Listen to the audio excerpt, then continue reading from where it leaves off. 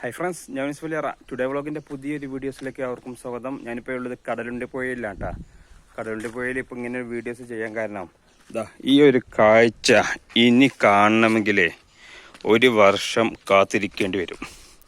അതായത് പുഴയിലെ ഏറ്റവും താഴ്ന്ന ലെവലിലെ പുഴയുടെ അടിത്തട്ട് ഇനി കാണണമെങ്കിൽ ഒരു വർഷം ഇനി നമുക്ക് കാത്തിരിക്കേണ്ടി വരും.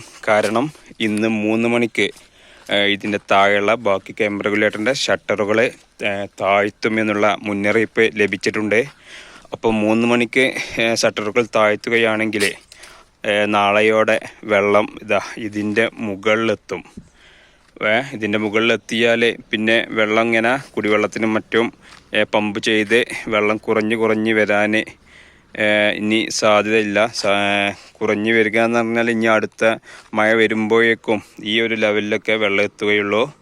അതുകൊണ്ട് ഇങ്ങനെ ഒരു കാഴ്ച ഇനി നമുക്ക് കാണാൻ കഴിയില്ല. പുഴയുടെ ഏറ്റവും താഴ്ന്ന നിലയിലുള്ള കാഴ്ചയാണ് ഇപ്പോൾ ഈ കാണുന്നത്. അതുപോലെ തന്നെ അവിടെ ഒരു പാറ കാണിച്ച് സൂമിൻ ചെയ്ത് കാണിച്ചാൽ ഇതാണോ, ഇതൊരു പാറയാണ്. ഈ പാറയിലൊക്കെ ഞങ്ങൾ ചൂണ്ടയിടാറുണ്ടായിരുന്നു.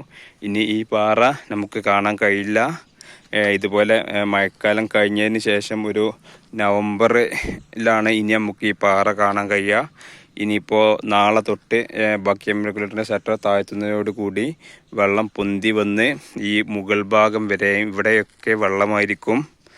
അതുകൊണ്ട് ഇനി നമുക്ക് ഇങ്ങനൊരു കാഴ്ച നമുക്ക് കാണാൻ കഴിയില്ല.